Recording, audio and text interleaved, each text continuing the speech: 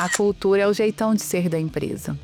É aquilo que está acontecendo nos bastidores, sem a liderança estar supervisionando. Um dos maiores crimes que qualquer empresário, qualquer gestor pode fazer com a sua equipe é permitir alguém que não tenha uma conexão com o time, né? Seja com a cultura da empresa, seja com aquela questão de convívio com as outras pessoas. Exato. Por quê? Porque às vezes você monta um time e o time tá redondo, tá funcionando com uma maravilha. Aí você coloca alguém de fora e essa pessoa começa a desvirtuar, começa a sabotar. O sabotador é aquele que na frente do líder ele é um jeito, né? Nas costas é totalmente diferente. Então ele começa a dar contra, começa a contaminar e começa a cair a produtividade de todo mundo. Cultura da empresa tem a ver com o resultado da empresa, com menos incêndios para se apagar, com as pessoas terem orgulho de onde estão trabalhando, deixar um orgulho para os filhos e diz assim: filho, quando você crescer eu queria que você trabalhasse nessa empresa também. Pode trabalhar ali também porque é um lugar legal. Se você não arrumar outro lugar, melhor ainda, aqui você já pode começar, já pode continuar, pode fazer tua carreira.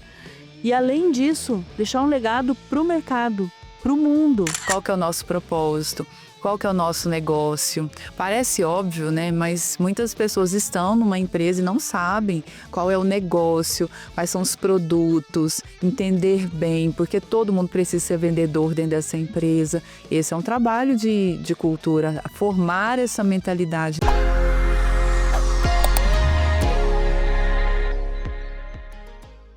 Esse é o Pausa Estratégica, o podcast que te ajuda a fazer uma pausa para pensar no estratégico e fazer a sua empresa crescer com mais lucro e liberdade. Eu sou o Fernando Campanholo. E eu sou Cristiane Campanholo. E hoje nós temos uma convidada para lá de especial aqui, uma amiga muito querida da gente, que veio especialmente para cá para a gente gravar esse podcast. E olha só, ela é fundadora e CEO do ITG, Instituto Thaís Guedes, especialista em gestão de negócios e educação corporativa com atuação nacional, conselheira com foco em gestão de pessoas e cultura organizacional, coordenadora do MBA em Psicologia Organizacional e do Trabalho no IPOG, administradora, mestre e doutora em Psicologia, especialista em liderança, cultura organizacional e desenvolvimento humano. Fora o que eu cortei, porque fica muito longo aqui. Seja muito bem-vinda, Thaís Guedes. Muito obrigada, Campa, pelo convite. Obrigada, Cris, pela oportunidade. Uma honra estar aqui com vocês. Obrigada a todo mundo que vai nos ouvir aqui. É uma grande oportunidade aqui a gente falar um pouquinho mais sobre liderança e cultura, né, Campa? Opa, um tema assim muito importante para as empresas, na verdade, porque muitos empresários, às vezes, naquela correria de tocar um negócio, de fazer as coisas acontecer, não se preocupa com isso. Até não dão tanto valor, mas a gente percebe que, normalmente, uma empresa, ela segue à risca aquela cultura que o dono determinou para a empresa. Ah, mas eu não tenho uma cultura definida. Tem. Bem ou mal, nem que seja a cultura da desorganização, a cultura de qualquer jeito, mas existe uma cultura assim. E a equipe segue essa cultura. Eu tô errado, Thaís? É perfeitamente isso, assim, até a gente vê que muitas vezes a empresa fala assim: eu quero implantar uma cultura, eu não tenho uma cultura. Não, toda empresa tem a sua cultura. Até se a gente for pensar nas empresas familiares, né, como que começa tudo isso? Começa pela nossa origem, né, é algo que vai passando de geração em geração, os nossos valores, as nossas crenças. Então o empresário que está começando agora, e talvez ele tenha 5 pessoas, 10 pessoas ou centenas de pessoas, ele tem a sua cultura, que começou com a sua origem familiar. É maravilhoso isso. A gente sempre diz que no começo da empresa você vai contratar aquelas pessoas que são parecidas com o dono da empresa, com o fundador, né? Aí depois começa a ter os líderes, começa a ter uma estrutura maior, começa a ter os líderes dos líderes, os coordenadores de setor, os diretores e toda aquela estrutura formal. Mas todos eles, querendo ou não querendo, vão estar seguindo aquilo que foi institucionalizado na empresa lá no início, que é o jeito da empresa, a cultura informal ou a cultura formal, né? Verdade. E é interessante que quando a gente vai contratando, que a gente chama por afinidade, né? E tecnicamente é o alinhamento de valores. Então, por exemplo, um empresário que é super honesto, normalmente ele vai chamar alguém para trabalhar que é muito honesto também. Então, isso vai formando uma cultura mais forte quando tem esse alinhamento de valores. Agora, o desafio é quando a gente contrata alguém que o alinhamento de valores não existe, né? Muito diferente daquilo que o empresário pensa. Aí isso enfraquece a cultura. Tem que tomar cuidado. É isso interessante porque é sempre de cima para baixo. Sim. E a gente vê assim, muito comum, né? Aqueles empresários que reclamam, mas a minha equipe não tem comprometimento, minha equipe não tem palavra, não honra combinado, é desonesto. E quando a gente para, vou ser cancelado pelo que eu vou falar, né? Mas eu já estou acostumado com isso, né? Quando a gente para e começa a olhar, a cultura daquela empresa é assim muitas vezes. Eu tava me lembrando, Cris, não sei se tu lembra um caso. É um cliente nosso que era quando a gente tinha nosso primeiro negócio, que foi no ramo de sistemas de gestão. O que aconteceu? Ele pegou lá um colaborador, simplesmente a pessoa que estava no caixa, ele viu, a pessoa recebeu R$100 do cliente, fez o troco, pegou os R$100 e botou no bolso da camisa. Ele viu pelas câmeras, Viu pelas né? câmeras. Eu lembro dessa Lembra, história. né, de quem é, né? E aí ele chamou o funcionário. Seu fulano, você fez um negócio ilícito aqui comigo. O que eu fiz? Não, você pegou R$100 e botou no bolso. Isso é roubo. Mas você também rouba? E como assim roubo? Ó, você só deixa eu dar nota quando o cliente pede para dar nota, você paga a gente pelo sistema de caixa 2, e aí você vai me falar em roubo? Você também tá roubando. Tá me cobrando o quê? Tá me cobrando o quê? Então, que moral, né, esse empresário tinha para cobrar daquele funcionário? Ele tá simplesmente seguindo o exemplo. E é o que você falou, a gente contrata aquelas pessoas que a gente tem um maior alinhamento, maior afinidade. A empresa é reflexo do dono. Literalmente, essa ação também foi reflexo do dono. Sempre. E se a liderança não tem essa consciência, e eu até costumo falar de coerência, né, entre aquilo que a gente fala e o que faz. E ninguém está escutando o que a gente fala. As pessoas escutam atitudes, então, nesse caso, realmente o comportamento falou mais alto e a cultura é formada através do comportamento, né? A gente aprende por referência, é o que a gente está vendo ao redor, é como as pessoas estão agindo, e a figura do dono, do líder, é central para esse processo. Eu gosto até muito de uma frase do pai da cultura organizacional, que se chama Edgar Schein. Ele fala que cultura e liderança são dois lados de uma mesma moeda. Então, não dá para a gente olhar para uma, para outra, como se fossem coisas isoladas. Então, qual é a cultura da empresa? É a cultura do dono, é a cultura do líder, e essa consciência é muito importante. Mas não o que está na parede, o que a gente está falando, é o que a gente está fazendo. Não que não importe, né, o que está na parede. Importa, mas que seja um reflexo daquilo que está acontecendo no dia a dia, né? Exato. Você falou de parede, esse aqui é um negócio que eu vejo seguido, tá? A gente vai num estabelecimento, às vezes, aí você tá ali na recepção ou no balcão de algum local, você olha para trás e vê aquela missão da empresa estampada. Normalmente, aquela missão que eu chamo de missão Miss Universo. Conhece esse termo? Miss Universo. Miss Universo. Aquela missão cheia de palavras lindas, encantar, gerar satisfação, excelência e não sei o que lá. 5, 6 linhas. Aí eu pergunto para a pessoa, qual é a missão da empresa? Aí o camarada olha, missão? Digo, sim, amigo, aquilo ali atrás. Aí ele olha para aquilo como se aquilo fosse um completo desconhecido, nunca viu aquilo. Quadro de enfeite na parede. Quadro, passou ali o dia inteiro, não sabe o que é aquilo ali, que é de sinal de quê? Que aquilo foi feito só para bonito, né? Só porque alguém um dia disse, escreve missão, escreve visão, escreve valores e coloca na parede, coloca no site. Você vê isso também? Nossa, todo dia. Todo dia. E isso acaba gerando, assim,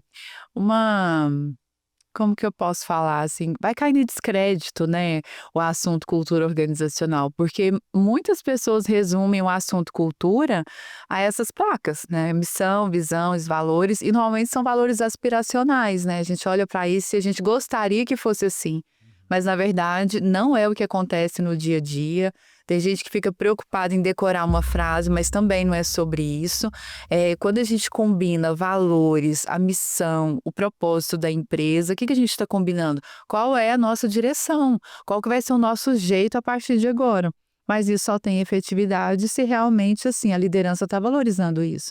Se eu coloco lá, por exemplo, foco do cliente, e o cliente chega lá para ser atendido, e em último lugar está o foco do cliente, isso cai em descrédito, né? Então, a empresa precisa levar isso mais a sério. É uma grande oportunidade, mas muita gente acha que é só uma plaquinha. Tem que jogar essas placas fora. E para a gente alinhar com o pessoal que está ouvindo agora esse podcast, está assistindo a gente, O que é cultura organizacional no teu ponto de vista, Thaís? Boa. De um jeito muito simples, a cultura é o jeitão de ser da empresa. É aquilo que está acontecendo nos bastidores, sem a liderança estar supervisionando. Então, tudo aquilo que diz respeito às normas, às crenças, os comportamentos, a mentalidade das pessoas, está dentro desse pacotão que a gente chama de cultura. E são muitos aspectos subjetivos, né? Quando a gente pensa assim, valor. Subjetivo, a gente não pega, né? Quando a gente pensa assim, mentalidade, é subjetivo, a gente também não consegue ver isso. Mas é o comportamento que está ali, ó, no topo do iceberg. É isso que a gente vai conseguir ver na cultura. Mas é a menor parte, porque boa parte está ali, nessa subjetividade. Então, tudo isso faz parte do jeitão de ser da empresa. Tem coisas que a gente vê na cultura que são mais fáceis de serem gerenciadas. Por exemplo, um uniforme, um símbolo, um crachá, a estrutura física da empresa. Isso também faz parte, mas se a gente pudesse assim, quantificar, seria em torno de uns 10%. Todo o restante está sobre a mentalidade, comportamentos, valores das pessoas. Mas resumindo, é o jeitão de ser da empresa. Perfeito, perfeito. Porque quando a empresa está começando, muitas vezes, tem poucos funcionários, ali 5, 10, até é mais fácil você botar o olho nas pessoas e, por mais que não tenha uma cultura formalizada, você vai ter uma cultura enraizada. Mas você consegue botar o olho e dizer assim, essa pessoa está minimamente parecida com o nosso jeito, essa pessoa está totalmente diferente. Mas quando a estrutura começa a crescer, você começa a ter líderes de setores, você começa a ter níveis de gestão, pessoas sendo contratadas sem aquele olhar do dono, como é que você vai estar olhando para isso sem você ter realmente um alinhamento das pessoas? E você acredita que é aí que entra a gestão da cultura? Boa, Campa. Esse cuidado com o crescimento, um crescimento sustentável, olhando para a cultura, é muito importante. Porque com esse crescimento, normalmente, o que a gente vai observando? Vamos contratar pela competência técnica. Então, a gente tem aqui uma vaga, a gente olha a descrição desse cargo e contrata por esse motivo. E, muitas vezes, por falta de ferramenta, por não valorizar o assunto, a gente esquece de olhar para os valores da empresa, da história do fundador, o que o fundador realmente acredita. E aí isso vai enfraquecendo a cultura ao longo do tempo. É como o crescimento de uma família, né? De repente a família vai crescendo e a gente não fez uma gestão sobre isso, chega lá na frente e fala, opa, não era exatamente esse tipo de família que eu gostaria de ter, né? Então, é muito importante, cultura repetição, diariamente estar reforçando esses valores, qual que é o nosso jeito, isso é tão importante quanto o que fazer, né, sobre as atividades do dia.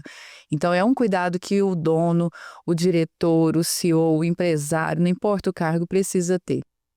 Tem que estar enraizada, né? As pessoas têm que entender a importância daquilo ali, entender os porquês e viver aquilo ali, né?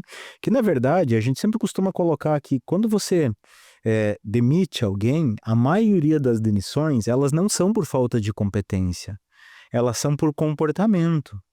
Isso é um ponto que até vale a gente trazer essa discussão, porque normalmente esse ponto ele não é visto na contratação. As pessoas olham, o RH de muitas empresas tende a olhar apenas a parte de competência das pessoas, sabe fazer, não sabe. Às vezes nem isso, né? A gente percebe que às vezes nem essa avaliação é feita do jeito certo. Mas quando é feita, esquece de olhar que as pessoas elas são um pacote completo. Tem que combinar. Tem que combinar. É um ser humano que vai executar tarefas, mas que também tem seu jeito de pensar, seu jeito de agir. Então também tem que ver se isso dá match com a minha empresa, se a pessoa é compatível ou não.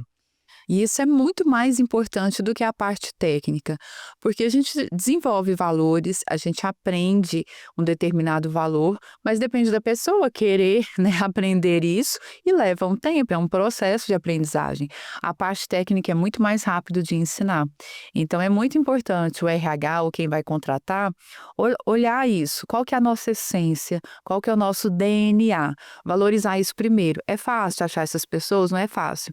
Mas é melhor levar mais tempo para contratar e contratar a pessoa certa do que contratar rápido e muitas vezes demorar para desligar e essa pessoa vai enfraquecendo a cultura, vai desengajando todo mundo. Então, é um cuidado muito importante a gente investir mais tempo nisso, na contratação. É o velho contrato devagar e demita rápido, né? Isso. Essa é a lógica ideal. Criar critérios, criar descrição de cargo, criar as coisas que precisa para aquela pessoa ser entendida, né? Aquela pessoa que está contratando, pode ser o RH, pode ser a pessoa que é responsável por isso, entender o que é que precisa para contratar. Tanto competências técnicas quanto competências comportamentais. E eu ouso dizer que uma pessoa, depois que você pega esse jeito, que a empresa pega esse jeito, em 1 semana, 15 dias, você vê se aquela pessoa serve para trabalhar na empresa ou não. Às vezes já no primeiro dia você já percebe Já no que ela dá primeiro sinais, dia, né? já no primeiro dia, porque tem gente que é muito boa de entrevista. Mas na hora que você coloca ela para dentro da empresa, você vê que ela não fecha com a empresa. E não existe pessoa certa ou empresa certa. Existe pessoa certa no lugar certo. Existe pessoas que casam com essa empresa e empresas que casam com esse tipo de pessoa. E não tem nada de errado dizer assim, eu não quero trabalhar naquela empresa. Ou aquela empresa dizer, não, essa pessoa não serve para o meu ecossistema, para a minha cultura empresarial aqui. Então eu preciso ter esse casamento que seja perfeito, que as pessoas fechem com a empresa feche com a pessoa. Ah, sempre vai dar certo, Cris? Não. Vai ter épocas que aquela pessoa vai estar boa, vai estar dando certo, e de repente a empresa evoluiu ou a pessoa evoluiu diferente do contexto da empresa e aquela pessoa precisa ser desligada. E tá tudo bem, cada um segue seu caminho, e desde que não tenha complicações no meio do trânsito ali, né? É que, na verdade, assim, ó, eu acredito que um dos maiores crimes que qualquer empresário, qualquer gestor pode fazer com a sua equipe é permitir alguém que não tenha uma conexão com o time, né? Seja com a cultura da empresa, seja com aquela questão de convívio com as outras pessoas. Exato. Por quê? Porque às vezes você monta um time e o time tá redondo, tá funcionando com uma maravilha. Aí você coloca alguém de fora e essa pessoa começa a desvirtuar, começa a sabotar. O sabotador é aquele que na frente do líder ele é um jeito, né? Nas costas é totalmente diferente. Então ele começa a dar contra, começa a contaminar e começa a cair a produtividade de todo mundo.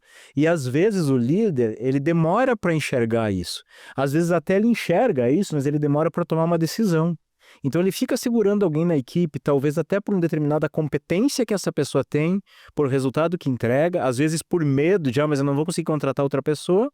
E ele não percebe que ele está desvirtuando todo o conjunto. Tá minando Tá a equipe, minando. né? E aqui a gente tem sempre uma máxima que a gente leva para os nossos mentorados, que é bem simples, que nós somos mais importantes que eu, que você.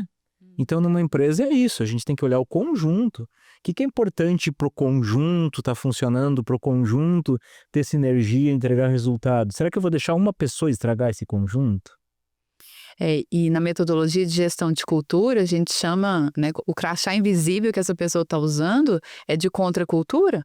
Ela realmente está sendo contra a cultura dominante, ao que o fundador, né, o empresário pensa, e a gente precisa fazer uma gestão sobre isso mesmo, é feedback, dar orientação, mostrar qual é o caminho, depois de 1, 2, não sei quantos feedbacks aí, né, Campo, mas assim, tem que ter um limite nisso, depois que esgotou o limite é desligamento, não tem outra condição, a gente não pode fingir que isso não está acontecendo, ou considerar a parte técnica e não considerar o alinhamento de valores, porque isso ao longo do tempo mina a equipe e enfraquece a cultura. Exatamente, tem tipo de pessoa que não tem jeito, você tem que simplesmente promover essa pessoa, promove ela a cliente, né?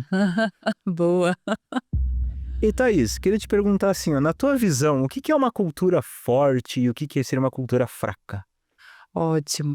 A cultura forte, ela acontece por uma série de fatores, né? Então, o primeiro passo é isso que a gente está falando, é ter esse alinhamento de valores. Então, numa cultura forte, quando a gente determina assim, que aqui é importante o respeito, todo mundo pratica o respeito. E não é porque tem alguém vigiando, observando, não, é importante para todo mundo, está lá na essência, no DNA dessa pessoa. Além disso, a gente vai encontrar uma equipe muito engajada. E pessoas engajadas são pessoas que entregam além do esperado. Que, por exemplo, você combina algo aqui, a pessoa entrega mais porque é importante para ela, porque ela gosta daquela tarefa, gosta da atividade.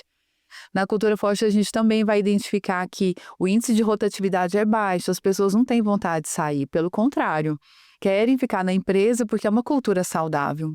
E é importante a gente olhar isso, né? Porque num ambiente saudável, a gente passa, né, boa parte ali desse tempo, 8 horas por dia, quase 2.000 horas por ano, e não é pesado para a pessoa, pelo contrário, ela tem motivação para entregar o seu melhor, né? Então a gente vai ver um clima positivo, pessoas bem-humoradas, aquele ambiente leve. A gente também vai identificar segurança psicológica, e isso na prática, assim, é um ambiente que a gente pode fazer perguntas, que a pessoa não vai ser punida porque ela está com dúvida. E numa cultura tóxica é exatamente o contrário, numa cultura fraca, né? Quando a pessoa pergunta, o dono, né, ou o líder já fala assim, mas até hoje você não sabe disso? Que absurdo, né?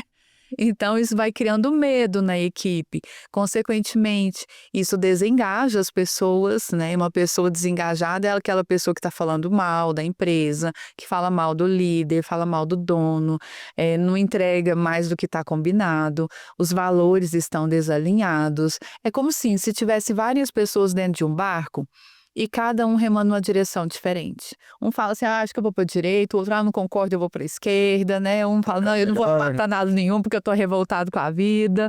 E esse barco afunda ao longo do tempo. E eu acho interessante falar sobre isso, porque tem muito empresário que diz assim: eu não tenho tempo para organizar a casa. Eu não tenho tempo para fazer o que precisa ser feito porque eu estou envolvido nos incêndios que os meus líderes trazem o dia inteiro, ou que a minha equipe traz o dia inteiro. Então eu passo o dia resolvendo coisas que não era para eu estar resolvendo. E pior é que aqueles que às vezes até têm orgulho disso, né? Porque se não fosse eu aqui, esse negócio não andava. Eu que mato no peito, eu que resolvo. Síndrome de super-herói. Aí ele resolve coisas que não era nem para ele estar resolvendo e acabar com o mal pela raiz, que é institucionalizar a cultura fortemente, aquela propriamente dita, criar os valores, criar não, é institucionalizar propriamente dita, é botar para fora os valores, para que as pessoas entendam e ver quem casa, quem não casa com os valores, criar processos, criar sistemática de trabalho, não tem tempo. Aí vem aquelas frases: não tem gente boa para contratar, porque hoje em dia tem uma geração perdida, porque o governo isso, Ninguém quer nada com porque nada. ninguém quer nada com nada, porque eu não aguento mais de tanto trabalhar, porque se eu não estiver aqui, nada anda. Aí tira uma férias, tira aquelas férias lindas e maravilhosas, tá lá, investindo dinheiro num lugar lindo, que ele queria aproveitar, que ela queria aproveitar, Com o celular ali, WhatsApp. com o celular trabalhando. Trabalha na praia, não dá de férias, trabalha na praia. É que na verdade, tem uma coisa assim que a gente tem batido muito ultimamente, que se você for olhar para a vida das pessoas, vamos olhar de uma maneira geral, a maioria das pessoas não tem palavra bonita para falar, elas têm uma vida de merda. A maioria das pessoas. Elas não têm a renda que gostariam de ter, não moram onde gostariam de morar, não dirigem o carro que gostaria de dirigir, às vezes não tem a família que gostaria de ter, não mora no bairro que gostaria de morar. É tudo ruim na vida dessas pessoas. E aí, se você tem uma empresa, que é uma empresa assim, uma empresa de merda, vamos falar, essas pessoas vão estar como nessa empresa? Infelizes. Porque, é uma extensão da vida delas. Entregando pouco. Entregando pouco, performando pouco, falando mal, sabotando. Agora, se eu inverto essa lógica, se eu faço a minha empresa ser um lugar incrível para as pessoas, e eu não estou falando aqui de cultura Google, playground, nada disso. Eu estou falando de ambiente, de oportunidades, de desenvolvimento, de clima, de regras, de De padrões. cumprir o combinado. De cumprir o combinado. O que eu faço? Eu inverto essa lógica. Em vez da pessoa chegar e esperar a sexta-feira, ai meu Deus, ainda bem que hoje é sexta, sextou, e a gente vê na prática, tem gente que diz, ai que bom que é segunda. Por quê? Porque ele sai da vidinha de merda que ele tem e vai para um lugar onde ele é visto, onde ele é reconhecido, valorizado. Onde ele pode ser gente. E coisa mais linda que é a missão de uma empresa que reconhece as pessoas, que enxerga as pessoas, que diz aqui você é importante para a empresa. Aqui você vai ser desenvolvido. Não é só aquela pessoa que tem o potencial. Coisa mais triste, eu acho, é dizer para uma pessoa, você tem potencial. Mas esse potencial, no momento que ele é acolhido, ele é desenvolvido, é ali que aquela pessoa vai fazer a diferença no mundo e vai fazer a diferença dentro da empresa também. Mas se o empresário está apagando incêndio, como é que ele vai ver de desenvolver aquele potencial daquelas pessoas ou desenvolver os líderes que vão desenvolver o potencial dessas pessoas? Nunca. E é tudo prático, né, Cris? Assim, por exemplo, se a gente está falando que um líder desenvolve as pessoas, isso tem que estar na agenda, né? Então, assim, passei 8 horas do meu dia sem nem cumprimentar as pessoas, sem entender o que a pessoa está dizendo. Estou só ali apagando incêndio e nem um momento desse dia eu investi nas pessoas, então não desenvolve na prática. E tem ambientes muito tóxicos, né? Assim, esses dias eu ouvindo tem uma gerente, sabe? Ela estava na sala de reunião da diretoria com um diretor, chegou o CEO, né, da empresa e falou assim, dá licença, menina. Opa, sério? Menina, Gerente. cadê o Então, respeito? exato. Então, olha, quando a gente está falando de um ambiente saudável, é no detalhe, né? É assim, é o respeito, é o bom dia, é o boa tarde, é saber a data de aniversário, né? Valorização é nessa essência, né, do ser humano. Então, a gente tem muita oportunidade para transformar esse cenário ainda, né? Muitas oportunidades. A gente fazer do mundo um lugar melhor para se viver. É, E isso se começa nos ambientes de trabalho. e aí entra o papel do líder nessa questão toda, né? Porque se a gente for olhar o líder, o que o líder tem que fazer? O líder não é só tirar resultados das pessoas. Claro que isso é importante, porque no final do mês é o que conta. É o que paga a conta, é resultado, é lucro.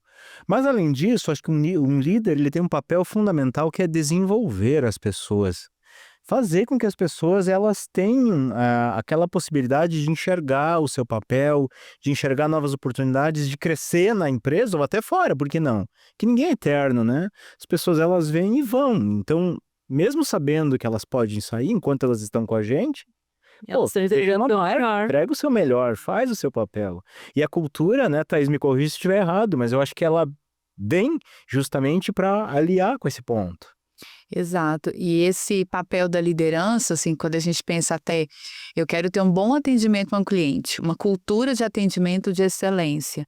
Então, internamente, o líder, o dono, tem que estar fazendo o seu melhor também.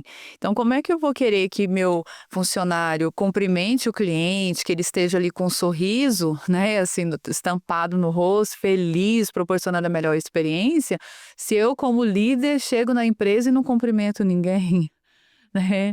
Se eu não abro o sorriso também, não mostro como é que se faz. Então, Incongruente, né? exato. Incongruente. Então, a gente pode dar treinamento, mas tudo tem que estar conectado, né? Tudo tem que estar dentro de um grande escopo que é a cultura. Tudo que a gente combinou como valores, a gente desenvolve, a gente treina e principalmente o líder mostra como faz internamente. Líder é um professor. É. É uma das características de ser líder. Uhum. Porque o chefe não quer nem ensinar, né? Nem tem tempo para isso. É uma palavra até que no Brasil ela foi desvirtuada. Inclusive, eu radicalmente sou contra essa desvirtuação da palavra, né? Agora me fugiu o português. Mas é a palavra coaching. Né? O coach, o que é o coach? É alguém que realmente treina e desenvolve as pessoas. Sim. E todo líder, ele deveria ser ser coach, né? Concordo com você. Já os americanos, eles têm uma visão totalmente diferente disso. Eles investem muito nessa questão. É treinador de futebol, é o treinador de voleibol, é o treinador... Todo mundo tem um coach. Todo mundo tem um coach. As melhores pessoas do mundo têm um treinador. Então, o líder ser o treinador da sua própria equipe faria diferença nesse mundo também. Verdade. Mas eu tenho uma curiosidade aqui. Qual foi o maior desafio que você pegou na hora de institucionalizar uma cultura numa empresa? O maior desafio é sempre o mesmo, sabe, Campa? É quando o dono não acredita no projeto. E já tendo algumas horinhas de voo aí nessa área, E voo, literalmente. literalmente, eu já vejo que não é o momento, sabe, de iniciar um trabalho como esse. E lá atrás, eu me arrisquei nesse processo, sabe? Não, o dono não acredita, mas eu, como consultoria, vou fazer minha parte. A gente treina a média liderança, né, para isso ir descendo, mas hoje eu não faço isso mais. Então, realmente, se não existe o patrocínio na prática, se o líder não sabe, o dono, né, o CEO, o diretor, não sabe o que precisa ser feito no trabalho de cultura, não é o momento da empresa, né? Vamos deixar como está, porque de alguma forma a gente acaba expandindo a consciência das pessoas sobre o que que é importante dentro da empresa, e isso acaba expondo o dono da empresa quando ele não tem essa coerência com tudo aquilo que vai ser trabalhado. Porque na cultura a gente faz diagnóstico, a gente elabora plano de ação, a gente começa a treinar as pessoas nos valores da empresa, mas é sempre essa mesma tecla, né, que a gente está batendo. Se não tem coerência, se o dono não valoriza isso, se ele acha que a cultura quem vai fazer é a pessoa que cuida do café, é o vendedor, é o analista, nada disso vai acontecer e não se sustenta ao longo. Como se ele estivesse acima de tudo aquilo, não precisa impactar Deixa eu com ele. fazer uma pergunta agora, bem capciosa. E Diga. tem dono, tem CIO, tem fundador de empresa que acredita que cultura é bobagem? Muitos, né? Se você que está ouvindo aí, está achando que isso é bobagem, para agora aqui, escuta a Thaís. Muitos. E por isso, muitos empresários levando muitos prejuízos. Até porque tem uma frase muito famosa de um autor que é considerado o pai da administração moderna, né? Peter Drucker. Ele disse que a cultura devora a estratégia no café da manhã. Então, assim, negligenciar isso é perder dinheiro, é perder tempo, porque nós estamos falando de um poder enorme, que é a cultura, e se ela não está de acordo com a estratégia, a gente combinou metas para alcançar até o final do ano, mas não combinou qual é o nosso jeito de alcançar isso, e todo mundo remando nessa mesma direção, esse combinado não vai acontecer. Você lembra de algum caso, assim, que você viu muito gritante, onde a cultura estava ferrando toda a estratégia de uma empresa? Deixa eu me lembrar aqui. Tem um caso interessante. Uma empresa que estava com uma visão de consolidação da sua participação no mercado internacional, uma indústria. E uma indústria de alimentos, que é uma área extremamente delicada, porque envolve muita qualidade, responsabilidade, né? Desde a pessoa que toma a decisão lá em cima, até quem executa, né? Quem coloca um rótulo no produto. E o desafio dessa empresa era justamente esse nível de comprometimento com a qualidade dos produtos. E o ponto que realmente chegou foi de perdendo os fornecedores, porque em comida não dá para, né, brincar com qualidade, foi perdendo os compradores, aliás, né, os clientes, justamente por identificar, né, uma substância indevida, um rótulo indevido, porque as pessoas internamente estavam revoltadas com a empresa. Então, era um processo mesmo de sabotagem que as pessoas estavam fazendo, muito sério. E um ponto que a gente conseguiu reverter nesse cenário foi a mudança de mentalidade da liderança para a valorização na prática das pessoas ali que, né, faziam o negócio rodar, para gerar esse nível de comprometimento, porque o dono não podia estar em todos os lugares ao mesmo tempo, supervisionando, controlando tudo. Mas aposta que ele queria, né? Exato.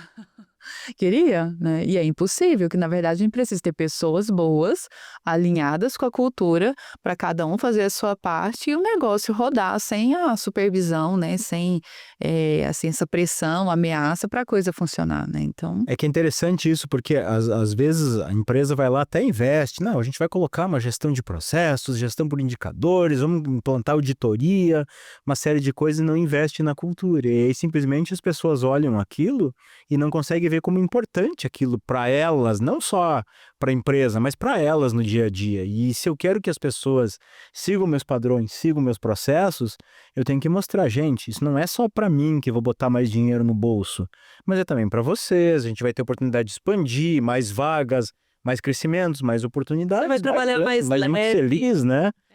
É todo um conjunto. e a marca forte, né, que essa empresa vai construindo no mercado, porque é bom ter orgulho, né, de Caramba. pertencer a uma empresa que é admirada pelos clientes, pela comunidade.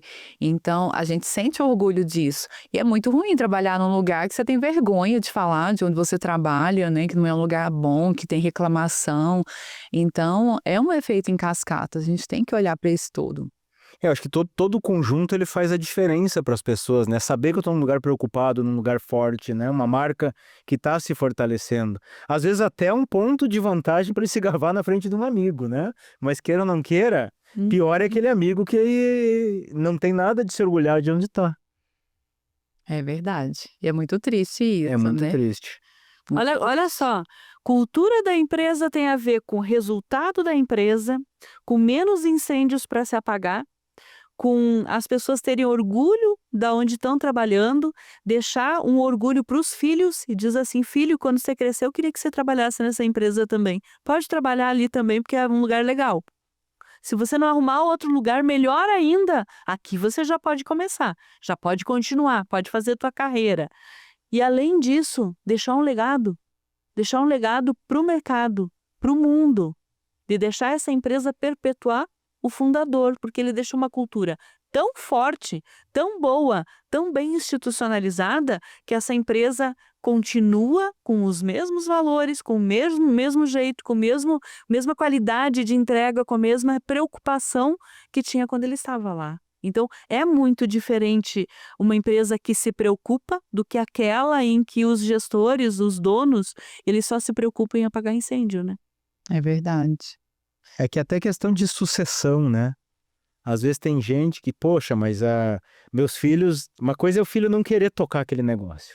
E tá tudo bem, que às vezes as pessoas têm carreira, têm objetivos diferentes, tá tudo certo. Mas acontece que a gente vê muitos filhos que têm asco daquele negócio. Tem certa... Não querem aquilo, não enxergam aquilo como parte deles. E eu acredito que a cultura também tem muito a ver com isso. Totalmente. E eu vejo que essa paixão, assim, pelo negócio, assim, o empresário precisa ter nos olhos, até para vender internamente dentro de casa, né? Assim, nossa empresa é maravilhosa, a gente tem desafios, mas a gente vai resolver esses desafios. Se não tiver esse orgulho de quem realmente fundou esse negócio, provavelmente esse efeito vai estar dentro de casa, porque às vezes a gente está reclamando, falando mal de alguma coisa, né, no jantar. Então, até esse cuidado a gente precisa ter. Por isso que é bom fazer terapia. É verdade. Terapia. Terapia tem tudo a ver, né? Desabafar Desabafar. com quem é especialista. É porque empreender é um negócio assim totalmente solitário, né? A maioria dos empresários não tem uma vida fora da empresa. Isso é um dado que a gente descobriu recentemente, né, Cris? A maioria dos empresários... Provado. Comprovado. A maioria dos empresários, qual que é a rotina? Acorda, vai para a empresa, volta da empresa, tarde e vai dormir. Cansado, esgotado. Então não tem tempo para família, não tem vida social, não tem amigos. É muito comum isso. Mas não é normal. Não é normal, mas é um negócio que acontece. Então, se eu sei que empreender é um negócio solitário, às vezes a esposa ou o marido não apoiam, às vezes o colaborador não entende o porquê daquilo ali, não entende os objetivos, não entende o propósito, não entende a própria empresa. Como é que você vai trocar uma ideia com alguém da equipe? Como é que você vai trocar uma ideia com um líder que não está bem por dentro, não está conectado com a essência daquele negócio? Então, você fica naquela... É um fardo isolamento, pesado, um né? fardo pesado que, puxa, como é que se vai desenvolver a tua empresa? E é por isso que é importante, às vezes, a gente ter essa possibilidade de estar discutindo ideias, seja com um colega de área, seja com outros empresários de outras áreas, seja com a equipe, uma equipe preparada, uma equipe que vivencia aquele propósito.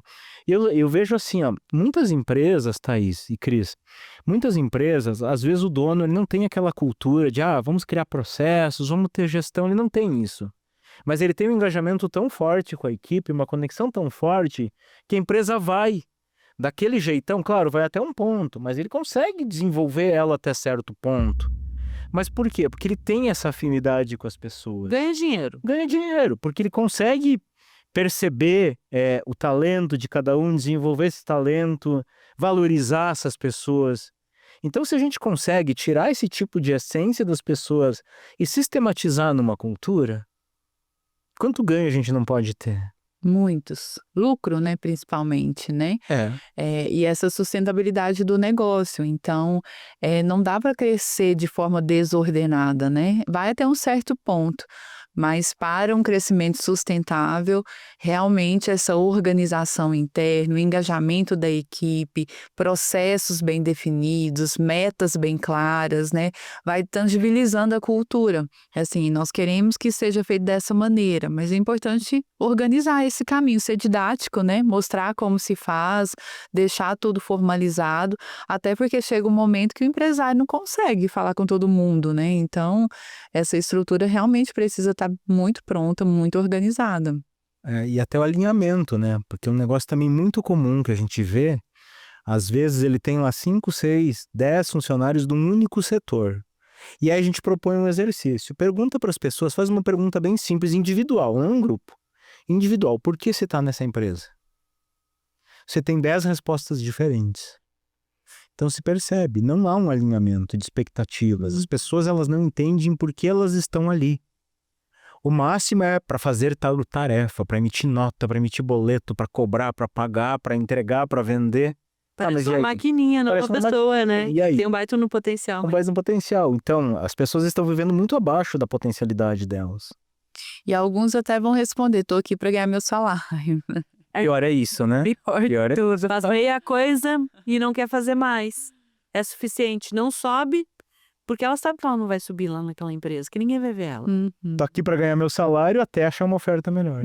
E aí troca por meia dúzia de centavos. Né? Exato. E é o baixo engajamento assim na prática, né? Então, é muito importante essa conversa para ampliar a consciência das pessoas mesmo. Qual que é o nosso propósito?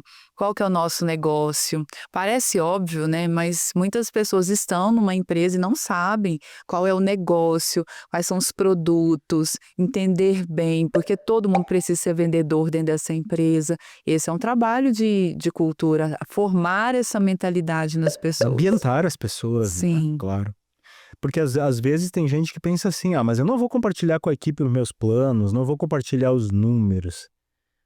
Tem muito empresário que pensa isso, as pessoas não podem saber o faturamento de jeito nenhum, 7 chaves. Aí o que acontece? Toda empresa ela sofre um efeito chamado rádio peão. O que é o rádio peão? Aquilo ali que todo mundo conversa, mas não chega na alta direção. Então as pessoas fazem contas mentalmente. Pô, se a empresa vende isso aqui, cada um disso aqui custa 5. Se vendeu 100, bom, então é 500 mil de faturamento. O dono tá lá, botando 500 mil no bolso e eu aqui com 2, 3 mil de salário. Então, se eu não compartilho... Mas tem despesa ali. Pois é, se eu não compartilho, não só o faturamento, mas como também o meu DRE, os meus resultados, até as minhas metas. Gente, vamos buscar isso aqui, a gente quer esse faturamento, a gente quer esse resultado. Então, como que a equipe, como que os setores podem contribuir para que isso aconteça? Eu não vou ter cooperação, mas a equipe não me ajuda. Mas você fala para eles o que você precisa. E essa conta, né, a gente só vai olhando assim o bônus, né? Mas o bônus, né? O ônus não olha. Não olha. Então é importantíssimo mesmo, assim, de forma didática, falar como que tá, né, o negócio, ajudar as pessoas a ter essa mentalidade de consciência sobre os resultados da empresa, a participação, né, eu tô aqui apertando um parafuso, ganho por tanto, mas faz parte de algo maior. Isso é o óbvio, né, que precisa ser dito. Verdade. E se você fosse assim, citar pra gente, separar, eu sei que tem vários, né? Mas se fosse separar, assim, os 3 maiores benefícios de institucionalizar e fazer uma gestão da cultura, o que você diria? O primeiro é realmente ter pessoas engajadas. Por quê? Quando a empresa se posiciona, esse é o nosso jeito, essa é a nossa identidade, vai atrair quem pensa dessa maneira e vai repelir quem está desengajado. Isso é bom, porque daí quem fica realmente decide patrocinar essa direção e remar na direção correta. E não tem nada melhor do que ter pessoas engajadas. De forma prática, pessoas que vestem a camisa, que têm a dor do dono, que vai querer fazer mais até do que foi combinado. Esse é o primeiro benefício. O segundo é que com uma cultura muito forte, a gente consegue reduzir a rotatividade. As pessoas querem fazer parte dessa jornada.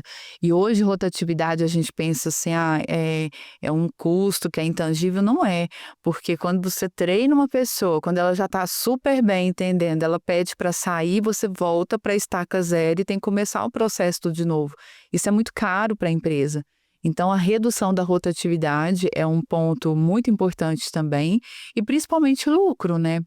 Porque quando a gente consegue ter essa cultura saudável, pessoas felizes, apesar de terem desafios, de não ser um mar de rosas, mas pessoas que querem fazer o negócio dar certo, realmente as coisas vão fluir. E o negócio não fica única e exclusivamente dependendo do empresário, né? Que essa é a grande dor, né? Campa, Cris, que a gente vê por aí, né? Quando não é empresário, às vezes, também é algo que a gente vê muito, colocou lá alguém num cargo de liderança, não depende do empresário, mas depende daquele líder. E pior, quando as coisas estão na cabeça daquela pessoa. E aí aquela pessoa sai da empresa, o que acontece? Leva tudo. Leva tudo. Volta a responsabilidade para quem? Pro Volta dono. pro dono. Pro dono, pro empresário que já não sabe mais nem como fazer aquelas coisas porque era o líder que resolvia. Era o gerente dele que resolvia. E quando ele veio, tem um baita de um pepino na mão. Aí tem muito empresário que diz assim, a empresa não depende de mim.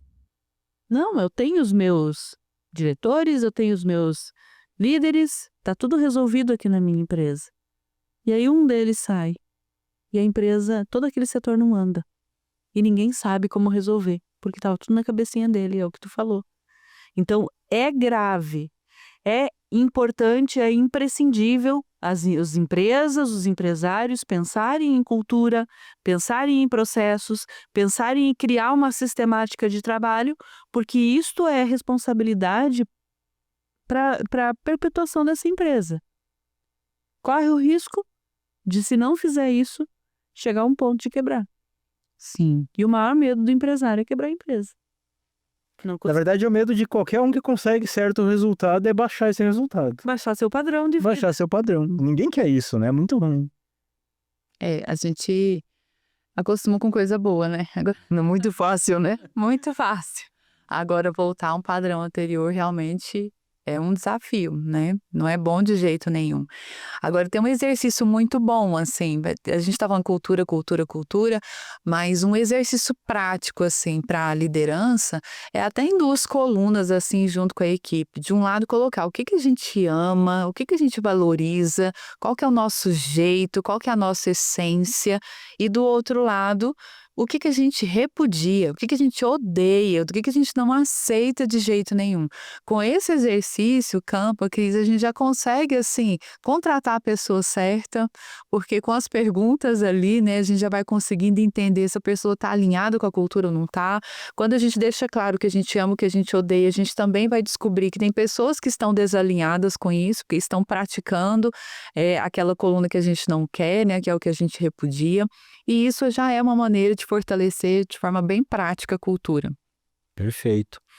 Uma coisa assim, por exemplo, que para mim, Campa, é uma coisa que eu valorizo muito, é que a pessoa pode errar, pode esquecer, pode falhar, mas, por exemplo, mentiu ou me enrolou, acabou, não tem uma segunda chance, que é algo que eu realmente abomino, porque a pessoa que faz isso, ela vai se repetir. Então, isso tem a ver com valores. E se a gente tem a clareza disso, a gente vai estar olhando para isso na nossa equipe. E a gente tem um valor chamado transparência. Transparência, exato. Falar a verdade. E claro, Ponto. porque o que é o correto dentro de uma questão profissional do negócio? Pô, errei, vou resolver. Agora, no momento que eu paro, não, mas é que fulano, mas é que ciclano, mas é que tal, mas é que não sei o quê. Mas é que... Cara, eu já piro com isso. Então, nas minhas empresas, isso é muito forte, sabe? A gente leva isso como valor. Não tem problema se você falhar, desde que isso não se repita. Vamos ter uma estratégia para que isso não se repita. Porque existe uma máxima que a gente leva muito, que a gente segue essa máxima e a gente leva para os nossos mentorados isso. Incêndio numa empresa é somente inédito. Se um incêndio se repetiu, é falha na gestão. Não é azar, não é acaso, é porque você deixou de olhar alguma coisa. Então eu tenho que realmente conduzir minha equipe para que a equipe também enxergue isso. Se aconteceu uma vez uma falha, tá bom? Vamos consertar. Mas o que a gente faz para isso não se repetir? Né? Quais as ações que a gente vai fazer para que garantir que isso consertou, mas que não aconteça de novo? Então acho que isso também precisa fazer parte de uma cultura de uma empresa, aquela cultura do comprometimento, né? Mas eu queria te perguntar assim, ó. Você tem algum dado estatístico, algum número, por exemplo, das empresas que você entrou para implantar uma gestão de cultura? De quanto por cento das equipes, da equipe que estão nessa empresa se pega como gente desengajada? A gente consegue ver isso, assim, desengajado no primeiro ano de trabalho, mas depois de um ano que a cultura fica muito madura, e parece um ano muito tempo, né, mas dependendo do tamanho da empresa, é um processo de amadurecimento, assim, a gente ficou tão grande e qual que é a nossa cultura mesmo, né, qual que é a nossa essência. Então depois de um ano, realmente esse percentual de pessoas desengajadas, ele vai chegando quase que a zero mesmo. Porque quando a gente deixa claro, com esse exercício simples, o que a gente ama e o que a gente odeia, inclusive isso a gente odeia tanto que não tem, assim, feedback. Uhum. Cometeu esse ato, é desligamento.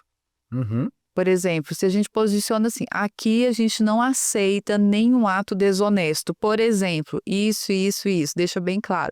A pessoa cometeu um ato desonesto, não tem feedback. Não tem feedback. E se Desligamento. deixar essa pessoa, é uma mensagem para os outros de que é permitido aquilo que a gente diz que não é permitido. Exato. Aí a gente desonera os bons em detrimento dos ruins. Sim. Valoriza os ruins se deixar ruim. E aí, Cris, essa ferramenta, ela passa a ser a ferramenta de gestão. Não é mais agora o posicionamento do dono. A gente escreveu, né? Todo mundo participou disso. Então, agora, até uma decisão difícil que o empresário precisa ter, ele vai ter que tomar. Uma decisão por critérios, né? Sim. Não é por achômetro. Exato. E não é baseado em por dados. coração. Aham. Porque às vezes ele diz, eu não quero demitir aquela pessoa porque eu gosto dela. Mas ela roubou. E honestidade é um valor muito forte aqui dentro da empresa, e aquela pessoa roubou. Mas eu gosto dela, eu sei que ela tem 3 filhos, que tem a mãe que está com câncer, mas roubou. E Mas aí entra aquela história. Todo- Nós somos mais importantes que eu que você. Exatamente. É aquele critério que é importante para a pessoa entender. Agora eu preciso tirar o meu coração, guardar dentro do baú, que nem lá no filme do Piratas no Caribe, né? Guarda lá um pouquinho, faz aquilo que precisa ser feito para ajudar toda a equipe, depois pega o coração de volta e bota lá. E Sim. faz. Porque pessoas adultas tomam decisões adultas. Exato. Um dia um diretor disse assim para mim: Thaís, entendi esse trabalho de cultura. Então agora eu preciso carregar debaixo do braço tudo que a gente combinou aqui para realmente fortalecer a cultura é exatamente isso. Tá com dúvida, vai lá e consulta, mas realmente não dá para combinar uma coisa e fazer diferente, senão você joga tudo por terra e, né, cai no descrédito. Mas aí que tá o lindo de ter formalizado. Porque na dúvida eu olho lá, tipo, o que o manual fala sobre isso? Então eu vou tomar uma decisão embasada em certos critérios. Aí eu tiro de lado, como você falou, como se eu estivesse pondo meu coração no baú. Porque demitir não é um processo gostoso. Ninguém gosta. Ninguém gosta, a não ser que é um mau caráter, né? Que tem prazer disso. Mas aí você não deve nem ter uma pessoa assim na empresa. Mas, se eu tenho critério, se eu tenho clareza dos pontos de corte, eu tenho também clareza que eu estou tomando aquela decisão pelo conjunto. Agora, se eu estou só favorecendo aquela pessoa, quantas pessoas eu vou estar perdendo na minha equipe? Prejudicando na minha equipe por conta de uma pessoa. Então, de novo, eu tenho que olhar para o conjunto. Nós somos mais importantes que eu, que você. É uma decisão pensando no conjunto, pensando no negócio, pensando nas outras pessoas. E eu acho que o pior jeito para você realmente contaminar uma equipe é tu permitir alguém ali que esteja sabotando, que esteja prejudicando a equipe. Então, não seguir um combinado, não seguir algo que você olha dentro desses critérios. Isso eu aceito, isso eu não aceito. Ponto. E tem umas coisas tão loucas, né, que a gente acostuma com a pessoa que vai sabotando. Esses dias eu ouvi um diretor falou assim: tem uma pessoa que está na minha equipe aqui, tem 20 anos na equipe, e é uma pessoa difícil, coloca o termo em personalidade difícil, né? É uma personalidade difícil, uma pessoa que sabota, não para nenhum líder nesse lugar, mas ok, tá perto. Peraí, não para nenhum líder por causa de uma pessoa. Do operacional. Caramba. E aí, mas é uma pessoa que está há muito tempo, né? Tá resultado. E aí Realmente, muito tempo, 20 anos sabotando a sua empresa? É isso mesmo? E ele, como assim tá aí sabotando 20 anos? É, uma pessoa que não para um líder nesse lugar, que tem um sério né, de problemas de relacionamento, que a informação tá só com ela, que a pessoa não pode nem tirar férias. É uma pessoa que tá sabotando a sua empresa, né? Então, assim, rapidamente alguém precisa aprender essa função e desligar essa pessoa. Mas vamos fazer uma pausa estratégica para falar sobre isso. Agora se imagina, 20 anos, tá? Vou demitir essa pessoa. Qual é o custo de uma demissão assim? E se ele tivesse, há 20 anos atrás, ter implantado toda essa gestão da cultura, e tivesse detectado isso quando esse camarada estava há 1 ano de empresa, quão mais barato seria? Exato. O pior, quanto ele gastou ao longo de 20 anos, não com esse sabotador, mas com as outras pessoas que prejudicou, que saíram. com os líderes em potenciais que entraram no setor e essa pessoa não deixou esse líder se perpetuar. Quanto ele não teria evitado? Quanto a empresa dele? Nós estamos falando de uma empresa, imagino que com vários colaboradores. Mais de 100. Mais de 100. Você está falando um caso. Mas quantos casos? Talvez não 20 anos, mas 3, 4, 5, 6. Então, olha a chamada de atenção que a gente está fazendo para você, ó. Para você olhar atentamente quem são as pessoas que estão na tua equipe. Quem são as pessoas? Porque isso faz toda a diferença. É responsabilidade de quem está no comando da empresa enxergar quem está sabotando ela ou não. Porque enquanto você faz vista grossa para aquele que está sabotando a tua empresa, você está dando uma mensagem subliminar para todos os outros que estão na tua empresa. Aqui o bom não é valorizado, aqui eu valorizo quem faz as coisas erradas. É isso que você quer para tua empresa? E a gente, olha o que a Cris está falando. Tem muito conteúdo nosso nas redes sociais que a gente fala de equipe e a gente recebe comentários do tipo assim, não, mas as empresas gostam daquelas pessoas que não produzem, que falam mal, que não sei o quê. E são puxa-saco. E são puxa-saco. Então, quando eles falam isso, claro que é um pensamento retrógrado dessa pessoa, mas por que eles acham isso? Eles acham porque é o que eles estão vendo. Às vezes você vê gente ali certinha, que se preocupa com o horário, que se preocupa em fazer as coisas certinha na empresa, e não há nenhum olhar para essa pessoa. Aí você vê o camarada que tá lá, faz um alvoroço, faz meia coisa, mas meio que se destaca por conta de estar aparecendo, e essas pessoas ficam na empresa. Qual é a sensação que você está dando para as outras pessoas do time, né? Tem que valorizar, tem que reconhecer, tem que elogiar quem está entregando resultado. E às vezes a gente esquece, né? Assim, a pessoa está tão bem, falando nem precisa elogiar, não precisa reconhecer, e esse é um erro grave. É um erro muito grave. Precisa mesmo estar valorizando, mostrando, não é no sentido de comparação, mas reconhecendo, né, o que a pessoa faz. E aquele que não está fazendo, resolver rápido, né, Cris? Resolver rápido. Contrate devagar, demita rápido. Claro. Eu sei que dói, imagina quanto deve ter doído para essa empresa perder uma pessoa que era de 20 anos. Mas ao mesmo tempo, isso seria a mesma coisa que fazer uma cirurgia no osso quebrado. Tava quebrando a empresa. E quando a gente olha para qualidade, produtividade, tem um problema, né? No caso dessa empresa, era a área que mais tinha problema, não é uma coincidência, Mas né? tem a tensão na empresa, o quanto era Sim. tenso trabalhar naquele setor.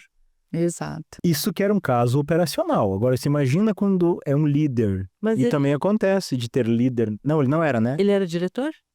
O diretor que estava com esse problema, né? Mas era uma pessoa do operacional. Era um líder operacional. Mas é isso que eu tô falando. Imagina quando você tem um líder assim. E também acontece. De ter líderes sabotando a cultura, sabotando a empresa e influenciando todos os seus liderados. E também, muitas vezes, a diretoria faz vista grossa para isso. Ah, mas o camarada tá há muito tempo comigo, me ajudou lá no passado. E Campbell tem um dado tão grave sobre isso de um instituto chamado ADP, um instituto especialista só na temática engajamento. Uma pesquisa sobre engajamento com líderes, né? A pesquisa mostrou o seguinte, que quando um líder está engajado, a chance da equipe estar engajada é em torno de 65% da equipe está envolvida. 65%. 65% está envolvido emocionalmente com a tarefa, com o negócio, mas porque o líder está ali, envolvido, apaixonado pelo negócio, querendo fazer o negócio dar certo. Mas quando o líder está desengajado, a chance da equipe estar engajada é menos de 1%. Para ser mais exata, 0,04%. Então, é um dado que fala, meu Deus, 0,04%. sim. Então, de forma prática, né? Um líder que fala mal da empresa, que está na reunião, isso aqui não funciona, isso aqui não vai dar certo, que fica desabafando em reunião, fazendo terapia com a equipe, né? Então, líder desengajado, por mais que a pessoa goste do negócio, que tenha um bom salário, que goste da empresa, ela vai se desengajar. Pô, se nem meu líder acredita nisso, para que eu vou fazer, né? Mas aí entra também aquela importância do dono, né? Quem está no comando do negócio, ter aquela política de portas abertas. De escutar também quem está lá na base. Porque às vezes, até por questão de ego, isso não acontece. Não, fala lá com o teu gerente, não é comigo. Então tem que também ter essa possibilidade das pessoas chegarem e terem acesso. E a gente vê muitos líderes de grandes organizações, eles têm isso muito claro. Tem essa possibilidade, por mais que ele esteja lá em cima na pirâmide, ele consegue dar acesso para as pessoas lá de baixo. E quando eu consigo escutar, a gente consegue pegar essas pontas. Porque às vezes tem lá um líder desengajado, mas tem um liderado que está vendo aquilo ali. Mas aí se a cultura é de, cara, não é aberto para ouvir, não é aberto para falar, a gente não quer saber de crítica, como é que ele vai chegar e passar por cima e reportar uma situação assim?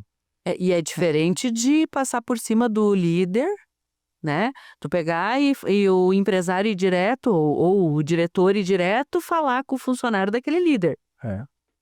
É deixar ele desabafar quando precisa. Porque eu já vi muito líder por aí que segura o emprego de pessoas porque ele tá fazendo vista grossa. Amiguinho, né, da pessoa. Um coitadinho, tem alguém doente na família. E aí prejudica ele mesmo, né? Porque ele não tá fazendo o trabalho dele como líder, que é de desenvolver ou retirar aquela pessoa se ela tá prejudicando o grupo todo de trabalho dele. E tem que ser uma gestão prática em cima disso, né? Se não tem esse olhar, provavelmente vão acontecendo muitas coisas, faz parte da cultura, né? E o empresário, o dono da empresa não está vendo e tem que ter esse olhar mais estratégico. Isso é muito importante. Top, de verdade.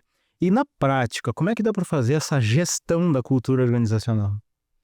Essa clareza, né, Campo, assim, do que a gente, qual que é o nosso jeito, qual que é a nossa essência, os nossos valores, é uma fase muito importante que a gente chama de diagnóstico, né? É listar mesmo o que nós aceitamos e o que não aceitamos de maneira nenhuma.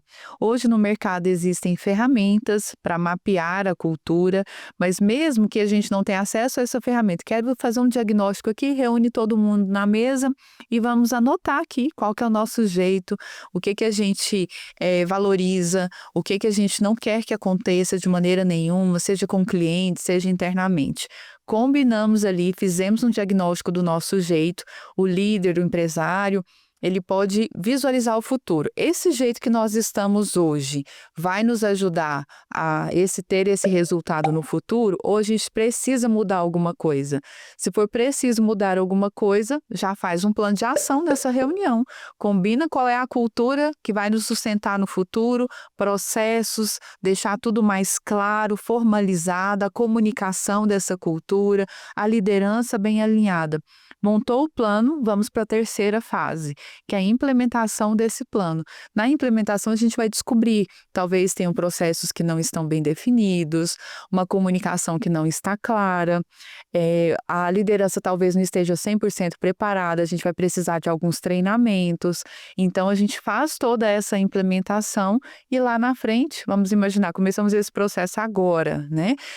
No final do ano, fazemos agora o meio do ano, no final do ano a gente já pode avaliar como que nós estamos em relação àquilo que foi combinado. E essas reuniões têm que acontecer frequentemente.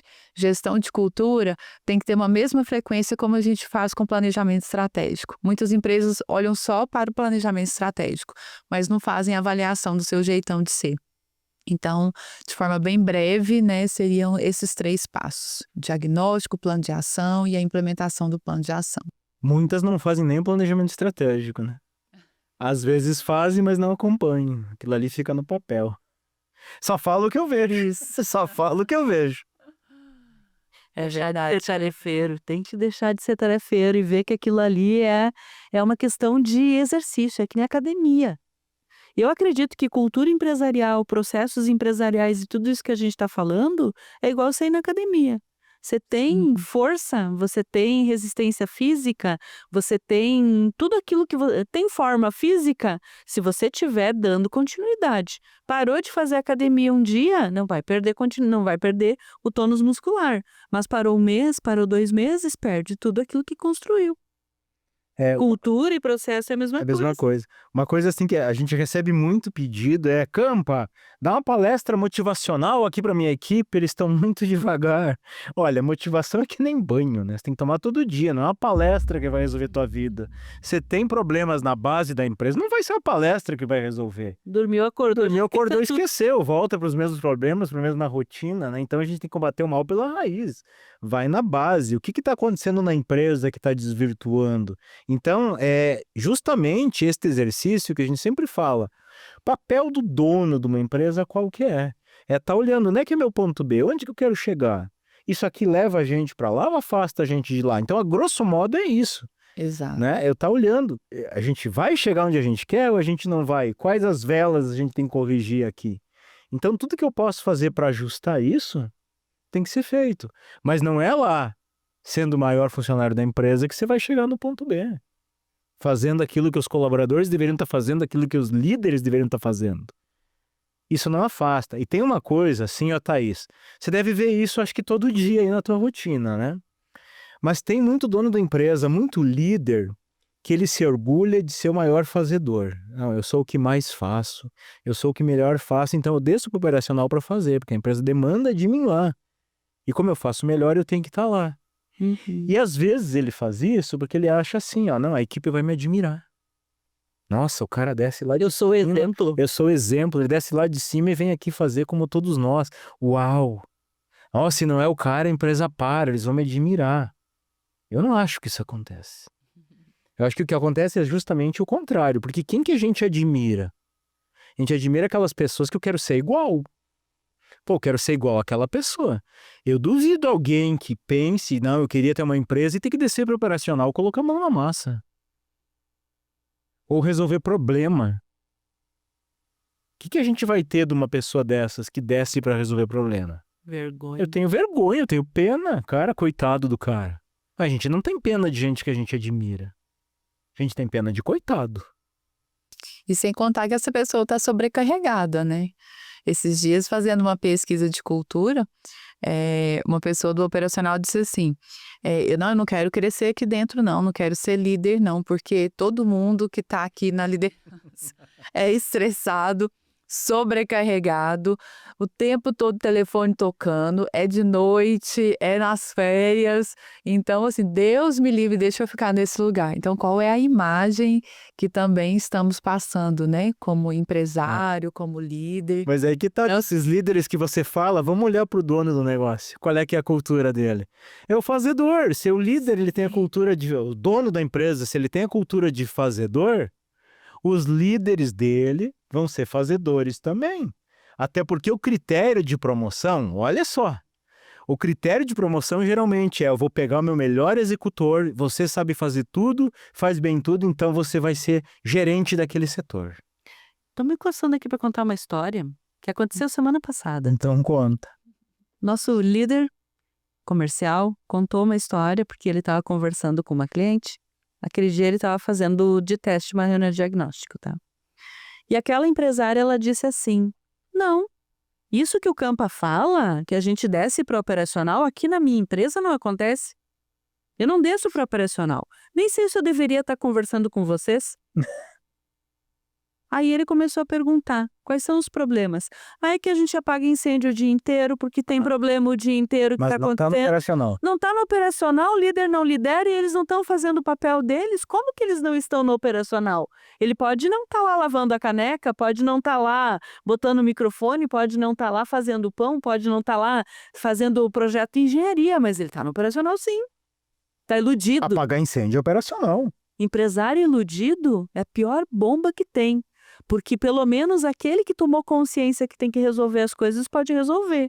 Mas aquele Sim. que não tomou consciência que ele está no meio do batalhão de problemas e que, sim, ele está ali porque ele está errando, como é que vai resolver? Outra coisa que acontece muito assim, o camarada entra nos nossos programas lá, aí vai passar uma reunião comigo, por exemplo, e na reunião eu pergunto, o que você faz na tua empresa? Aí ele diz assim, não, eu não estou mais no operacional, Campa. Então o que você faz? Não, eu fico só no escritório. Fazendo o quê? Tirando nota, emitindo boleto, cobrando o cliente. Filho, é operacional, maluco. Como que eu faço? Como que eu sei se uma coisa é operacional ou não é operacional? Se mudar o ponteiro da minha empresa é estratégico, se não mudar o operacional. Ou seja, se aquilo que eu vou fazer, o impacto é de curto prazo. Pô, é importante cobrar um cliente? Claro que é. Não posso deixar de cobrar. Mas se eu cobrar, vai melhorar a realidade da minha empresa? Vou pagar uma continha ali, outra no máximo, então não vai melhorar. Agora, eu definir um critério para que tenha menos inadimplência, aí já é uma questão estratégica. Eu fazer uma venda grande, vai melhorar a minha realidade?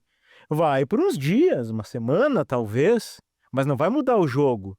Então é melhor investir meu tempo em preparar minha equipe para me trazer mais vendas, vendas com maior valor agregado, com maior LTV, aí muda o ponteiro da minha empresa.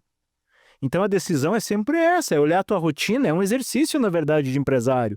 Olhar a tua rotina e isso que eu faço. Muda o ponteiro ou somente resolve momentaneamente o meu negócio?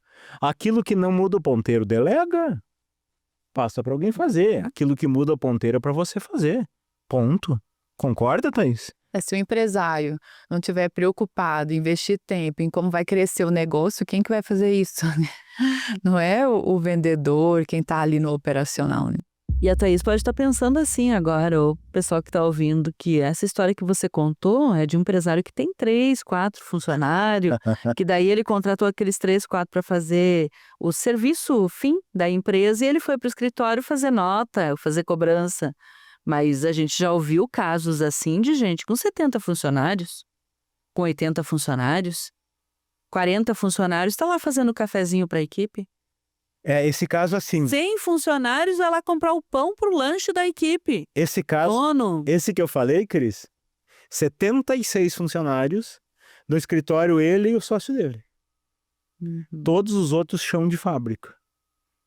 Como é que vai crescer uma empresa dessa? Quantos líderes você tem? Não, nenhum. Só eu e meu sócio. Resolve problema de toda a estrutura. Não deve estar dormindo, não deve... O que é isso? Aí, sabe o que a gente ouve? Eu não quero mais crescer, porque se eu crescer eu vou ter mais trabalho. Uhum. E vai mesmo. É que falta método, né, Cris? Aí... Falta método. Então, é investir no lugar certo, criar uma metodologia de trabalho, criar liderança, fazer a empresa crescer com estrutura, ganhar dinheiro de verdade, parar de economizar em besteira. Mas vamos fazer uma pausa estratégica aqui, Cris, para a gente fazer um convite para você que está assistindo a gente aqui. Talvez isso que a gente esteja falando aqui, mas como é que eu faço tudo isso? Como é que eu boto tudo isso na prática? Como é que eu faço para crescer com mais lucro e com mais liberdade? O convite que eu tenho é bem simples. Fala com os nossos especialistas, a gente vai disponibilizar para você, nosso time de especialistas, pessoas altamente qualificadas que vão te ouvir, vão entender o teu momento, vão entender tua realidade, teus desafios, teus desejos e especialmente o que está travando a tua empresa. Nessa reunião, eles vão traçar para você um caminho, o que você tem que fazer para resolver.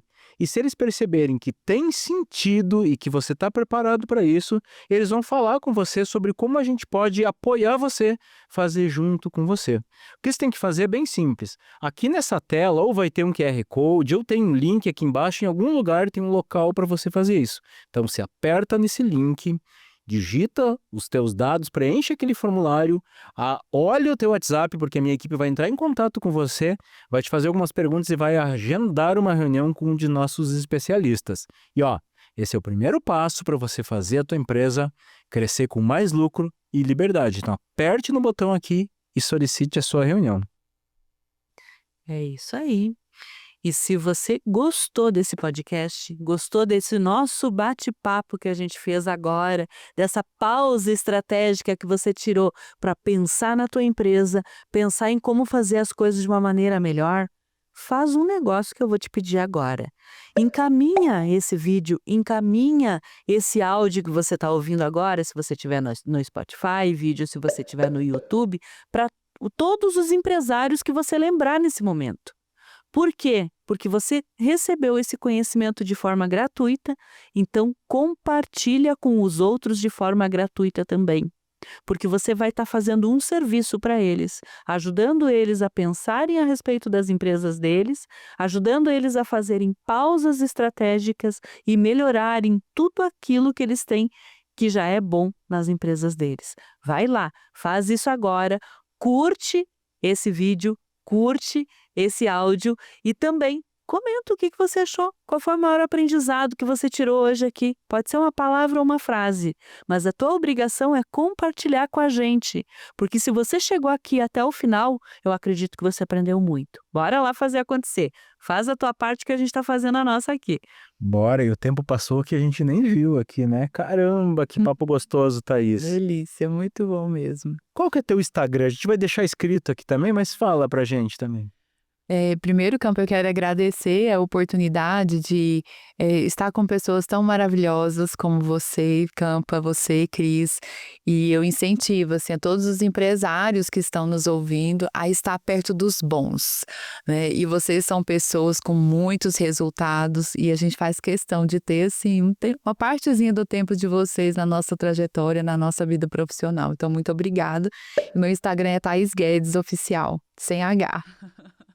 Opa, fiquei aqui comovido aqui com o teu depoimento aqui. Thaís, gratidão enorme por você estar aqui. Você é uma pessoa que a gente admira demais, uma amiga muito querida da gente, né, Cris? Então, de verdade, de coração, obrigado por dedicar esse tempo aqui pelo verdadeiro empreendedorismo, porque a gente acredita, né, eu, a Cris, toda a nossa equipe, a gente acredita que nós, eu, a Cris, você, todos os empresários que estão ouvindo a gente, é nós que somos responsáveis por manter esse país aqui. Tem problema? Tem problema, né? Mas se não fosse a gente, estaria muito pior, né?